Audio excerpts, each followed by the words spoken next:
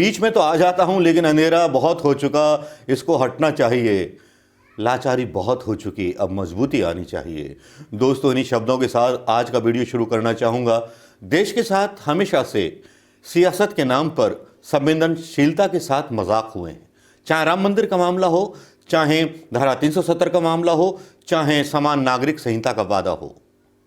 इन्हीं मुद्दों को लेकर के भारतीय जनता पार्टी आई थी। समान अधिकार को लेकर के आई थी, नारी बिल को लेकर के आई थी, लेकिन महिला बिल अभी तक पास नहीं हुआ।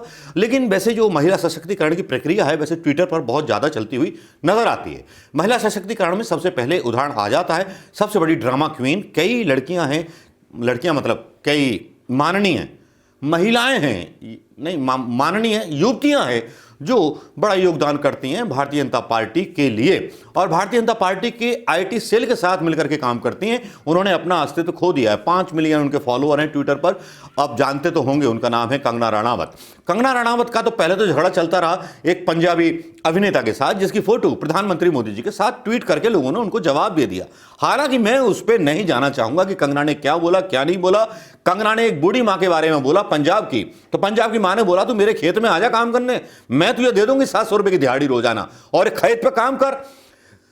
कंगना रनावत के बयान पर गुस्सा था पंजाब के लोगों को और बुरी तरह से उन्होंने बोला कि माफी मांगी। बाद में कंगना ने पलटी मारी, बोले नहीं आप किसी और को मत घुसने दीजिए। मतलब इंग्लिश में लिखती हैं, वैसे वो सनातन धर्मी परंपरा का पालन करती हैं, लेकिन फिरंगी भाषा का इस्तेमाल करती हैं। अरे शुद्ध हिंदी में बोलिए ना। अब पंजाबी ट्रांसलेट वगैरह करती होंगी, परेशानी होती होंगी, शुद्ध हिंदी में बोलोगे तो पंजाबी भी पढ़ लेंगे। और पंजाबी साढ़े बहुत अच्छे हैं और किसान भी बहुत अच्छे हैं। जाना कभी पंजाब, गाड़ी खराब हो जाए तो गांव में खाना मिल जाएगा। कंगना, जिनके बारे में तुम बोल रहे हो, जिस तरह की एक लाइन पकड़ रखी है हमारे प्रधानमंत्री मोदी जी के गोदी मीडिया ने और बीजेपी आईटी सेल ने, लगता है जिस तरह से दुश्मन हो गया है उन लोगों का जो सरकार से सवाल पूछता है। सरकार से सवाल पूछना गुनाह है क्या? आज से पहले तो नहीं था, लेकिन अगर आज कोई अभिनेत्री, दूसरी अभिनेत्री उर्मिला मातोंडकर हो या और अभिनेत्रियां हो, अगर मोदी सरकार पर सवाल उठा देते हैं तो हमारे मोदी जी के समर्थक उनका चरित्र हनन कर देते हैं।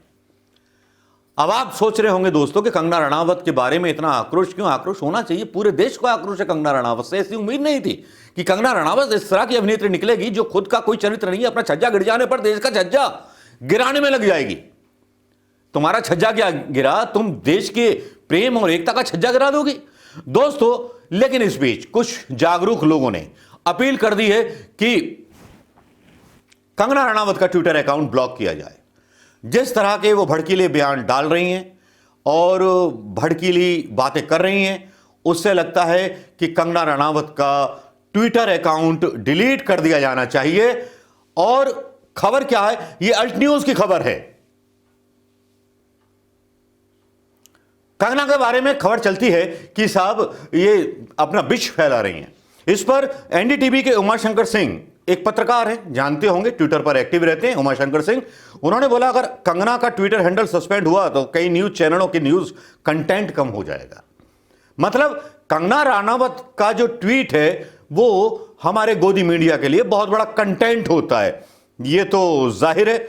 और बॉम्बे हाई कोर्ट में एक याचिका दायर कर दी गई है कंगना के खिलाफ। एक बार फिर से एक चीज और अपडेट कर देना चाहता हूं कि सिखों की तरफ से भी एक याचिका दायर कर दी गई है कंगना के खिलाफ।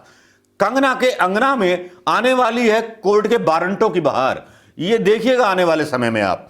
बॉम्बे हाई कोर्ट में एक याचिका दायर की गई है जिसमें ट्विटर इंडिया को कंगना के ट्विटर अकाउंट को सस्पेंड करने के निर्देश दिए गए हैं, क्योंकि कंगना अपने ट्विटर अकाउंट में लगातार समाज में नफरत घृणा पैदा करने वाले पोस्ट को ट्वीट कर रही हैं। हालांकि वह चीज एक अलग है, जब ट्विटर पर पोस्ट कर रही हैं तो कई लोग उनसे तीखे सवाल कर रहे हैं और कहीं ना कहीं इनसे बचने के लिए वह उन्हें ब्लॉक भी कर रहे हैं। कंगना रनावत ब्लॉक की जा रही हैं। जिस तरह से प्रधानमंत्री जी की मन की बात को ब्लॉक किया जाता है ना, वैसे इनकी हर बकवास को ट्वीट किया जाता है, मतलब ब्लॉक किया जाता है। लेकिन वैसे तो होना भी यही चाहिए, जो समाज में नफरत हो जाए तो हमारे समाज को बांटने की जो कोशिश करे उसका सोशल मीडिया अकाउंट बंद कर देना चाहिए। ऐसा होना चाहिए संविधान के अनुसार। हालांकि फेसबुक में कुछ दिन पहले ऐसे कदम उठाए थे जो समाज में घृणा पैदा करने वाले पोस्ट कर रहे थे, उन्हें फेसबुक ने बैन किया था। और उन्हें भारतीय जनता पार्टी के एक नेता का नाम आप भी जानते होंगे, बेंगलोर के हैदराबाद के थे जनाबे आला, जिनका ट्विटर अकाउंट जो है सस्पेंड कर दिया गया था। उन पर भी यही आरोप था कि समाज में घृणा फैला रहे थे, नफरत फैला रहे थे।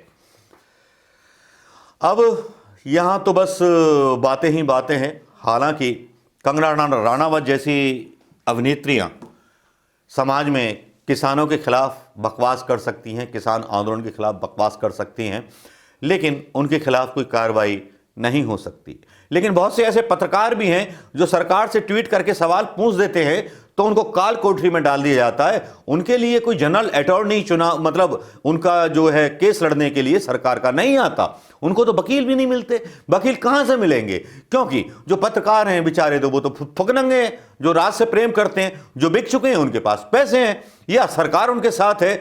तब क्या समझें? अब इसका विश्लेषण में यह करना चाहूंगा, सरकार से सवाल यह करना चाहूंगा, प्रधानमंत्री मोदी जी से सवाल करना चाहूंगा, जिन्होंने बाई या जेट पता नहीं किस श्रेणी की सुरक्षा कंगना राणावत को दे रखी है केंद्र सरकार ने। मैं उनसे सवाल करना चाहूंगा कि जब किसान आंदोलन के बारे में कंगना बोल रही हैं तो आपने क्या उनको दिशा निर्देश नहीं दिए?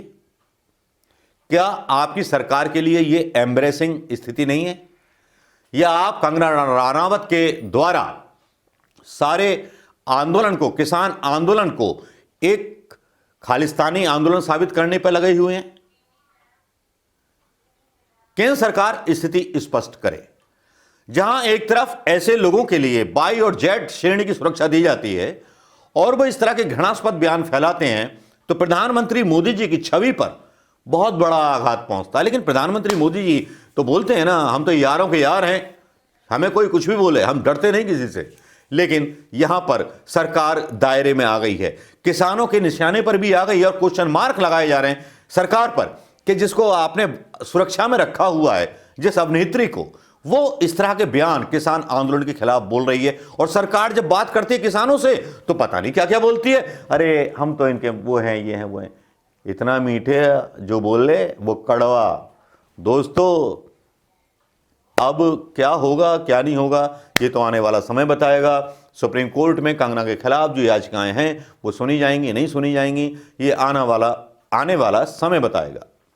तो दोस्तों, इस वीडियो को शेयर करना मत भूलिएगा। नमस्कार, जय हिंद। दोस्तों, कंगना ने अपनी इन्हीं हरकतों से इतने लोगों को अपने खिलाफ कर लिया जिनकी कभी ये तारीफ किया करती थी, जिनको गॉडफादर बोला करती थी। जावेद अख्तर जो भारतीय जनता पार्टी की तरफ से राज्यसभा सांसद चुने गए थे अटल बिहारी सरकार में, उन्होंने कंगना के खिलाफ जो है मानहानि का दावा दायर कर दिया है। क्योंकि कंगना राणावत बोलती हैं साहब ये जो है माफिया गैंग है। मसला यहां भी सुन लीजिए जावेद अख्तर साहब का। बॉलीवुड गीतकार जावेद अख्तर ने गुरुवार को अभिनेत्री कंगना राणावत के खिलाफ दायर मानहानि शिकायत में मामला अंधेरी की मेट्रोपोलिटन अदालत के समक्ष वकील के माध्यम से अपना बयान दर्ज करवाया।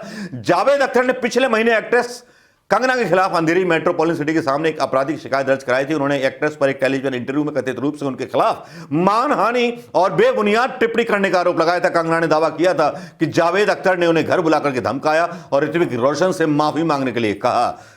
ये किस तरह की एक्ट्रेस है?